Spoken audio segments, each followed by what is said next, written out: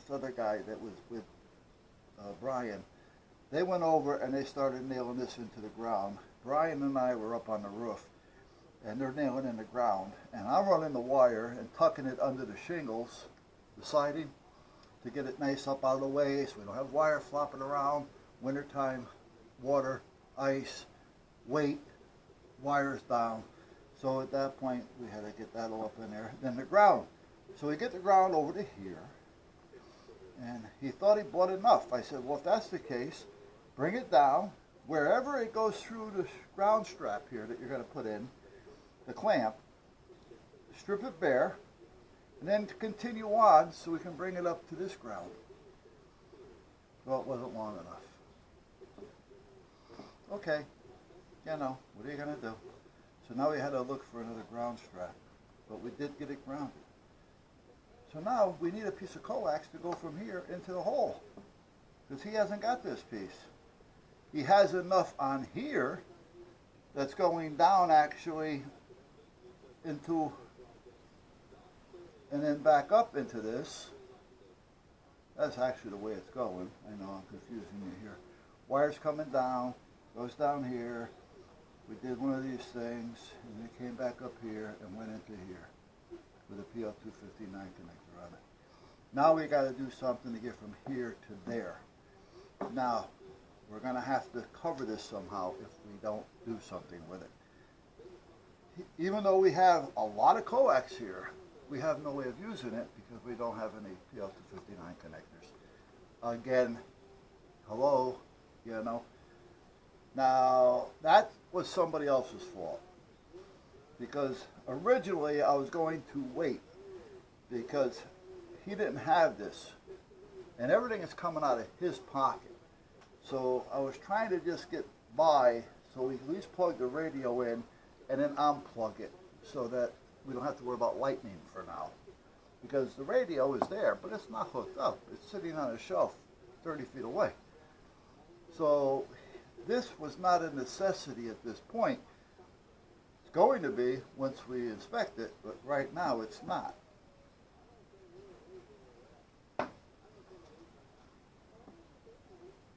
So the person that told him to buy this didn't tell him to buy an 18-foot or a 22-foot, 21-foot. You know, you usually run them in threes. So 3, 6, 9, 12, 15, 18, 21, and so on. So, you know, you don't want to go 2, 5. You want to try to stay like this in intervals of 3. Does it make a difference? It does, some, especially with 11 meters, but you know, it's questionable. Some people argue no, some people argue yes. I do it that way, it's not a big deal. Alright, there's no skin off my butt, and it works, so anyway. So what the guy who told him to buy this didn't tell him to buy, you know, a 15 or an 18 foot or a 21 foot, meaning buy what you think you're going to need to go from the wall, the hole, into where you want to put the radio. Well, he didn't think of that, you know. Nor did the guy that's buying it, because he doesn't really know. So we have no coax to go from here to there that we can use. We got all that, can't use it. Luckily, I have a piece that was hooked up to my radio in the van. So I said, And luckily, it was a good length, and it was easy to take off. So I go out to the van, I take the coax off, bring it up to him. I said, here you go. I give it to Ray, which is the guy that was with me. And at that point, I snaked it through the wall. Ray tied it up to here, and then they puttied all this in so it's watertight and all that kind of shit now, so they don't have to really worry about it. So, but at that point, that's done. But it was a real fiasco. Now they're trying to figure out how to ground this thing. Because if it's not grounded, it's really, you know, because you want to try to save it as well. And you just put in a 10-foot piece of copper pipe that's the size of rebar, and it's as thick as rebar, into the ground 9 feet. So let's utilize it. So they start looking around on the ground for old wire. So they found the old ground wire. Well, it's better than nothing. However, it should be replaced. Will it be replaced? Probably not. Because the guy that's there, this guy that we're helping out, is, if it works, we'll leave it alone. Something like with me out here. You know what? I don't care what it looks like as long as it works. If it's going in the house or I'm doing it for somebody, I want it to be right. So anyway, at that point, he's all set up. Now, while we're up on the roof, that's only part of it. This was like after we found other things. We're on the roof. Here's the peak. And here's the other roof. This pipe, which we found out once we got up there, wasn't even a pipe. It was a hollow piece of round wood. I have no idea where something like this came from. It was about 9 feet, 8 to 9 feet tall. It was about an inch and a quarter, and it was hollow inside. It was like a banister, you know, for stairs, but it was hollow. Now that had to be done at a factory. Nobody's going to have a drill bit to hollow that out as straight as it was at 8 feet. And what they did was they took a broom handle and smashed it up inside to make it solid. Again, makeshift, you know. And you can't have makeshift when you're working on radio equipment because you're just asking for problems. So, I gotta get another marker. So at that point, we have this wooden pole with the antenna screwed into it, and the ground wire that they had that was not grounded to anything, that was all rusted and everything, was grounded to the piece that was holding this in the roof down here. They had another standoff up here. Well, the wood is not conductive. You can't use wood as a ground. So all you're grounded was that plate. This whole thing is not grounded. So anyway, we finally get all this off. I mean, it was one fiasco after another. We get all this off. We get the pole out of this little mount that looked like this, bolted down on the roof. It was a flat roof that we were on. And then there was a couple of screws that hold the wooden pole into there. All right. We get the pole down with the antenna on it.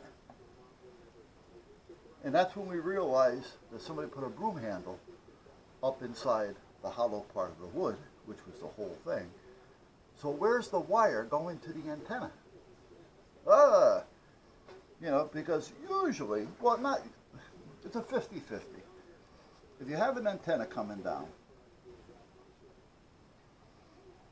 and you got to connect it down here, some of them will have, this is the bottom of the antenna down here. This is the antenna going up here. Some of them will have what they call the SO239, so you can just screw the coax in. And then you screw the coax, you feed it through the pipe, galvanized pipe, one of the, you know, fence post. You slide it up through there, you attach it to this, make sure it's tight. If you want to put a little tape on it, but you don't have to go totally nuts. And at that point, shove it up, and the antenna usually has a hollow spot here with set screws. And you set screw this in, and now that antenna is connected. The wire is protected. The antenna pole is galvanized, so when it goes into that piece on the bottom, when you ground this, you're grounded all the way up to the antenna. Now that's one type of antenna, which is what I usually have and buy, or make if I'm making one. The one that they had, this is the bottom of the antenna. The coax came up, went through a hole, and was soldered right into the bottom. No connection. So inside that fiberglass, I did a video on this one day. Inside this fiberglass antenna, all there is, the fiberglass is only there to hold up the wire. Either you have tape going around it that has wires in it that you may or may not see, or the wire comes in and just goes right up the center of the antenna and it's attached inside on the top to keep the wire from falling down. That's basically all that antenna is for. The fiberglass is just there to hold the wire up. So what happened was the wire broke off there. There's no way to replace that. No way. You know, if it broke off down here, possibly. But even then, I wouldn't have trusted the rest of it once I seen the coax and how it looked. So the reason for this thing being sky high was twofold, meaning the SWRs. One was the antenna wasn't connected. The wire was going all the way up to it, but it was kind of just hanging off to the side, and the antenna sitting there on a wooden post, which didn't have much to do with it at this point. And the other end of the coax was down here, that was cut short because I was trying to find a clean piece, and this was all corroded. And then I started cutting it off a little bit more as we put the new wire on, and I was finding spots all the way. So you know what, that wire, I'm glad you bought the new wire, but now you need a new antenna as well. You can tell this guy is giving you a smile, but he's not happy about it, and it's nothing to do with us, you know. He doesn't know, he's taking our word for it, but he's not stupid, so when we explain, hey Nicky, when we explain to this guy what's going on, he understands. So anyway, I made that other antenna. Remember I made that quarter wave antenna? I don't know if I posted that yet or not, but I made a quarter wave antenna. I was going to give it to the guy. This here way, if he wants to work out of his house, he doesn't have to come down to the station, you know, every Thursday or every other Thursday to get on the radio for a half an hour. It's a 15-20 minute ride for him. So I made him a ground plane for his house, and I had given it to him. And he said, "Oh, great, thanks. What do I do with it?"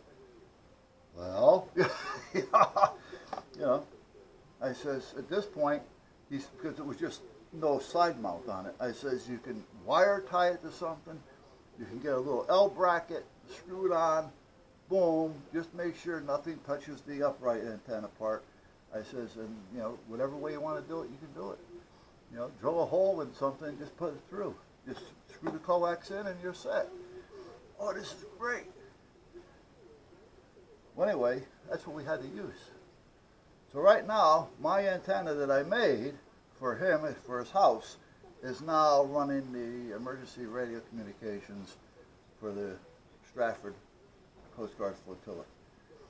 Yeah, but anyway, at least we had something to get it up there.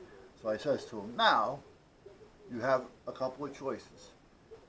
You can either buy some PL259s, and I'll come up here and put them on for you. You know, however, I can't keep coming up there. It costs me a half a tank of gas. I'm spending $20, $25 a trip. That's like 75 bucks I spent so far going up and back. I said, you're going to have to start paying me, you know, for the fuel. I mean, you know, you hate to say that, but come on, you know. Somebody's got to pay for it. I'm not going to keep paying for it. Not at the price of fuel nowadays. So anyway, he says, well, what's the cheapest way? The cheapest way is wrap up the wire like it is, buy a piece of 50 ohm coax with two PL259s on it, basically just like what you bought, but 18 to 20, 21 feet, 24 feet, whatever, in length, whatever you think you're going to need to get from where you're at inside to where you ever want to sit. Hey baby.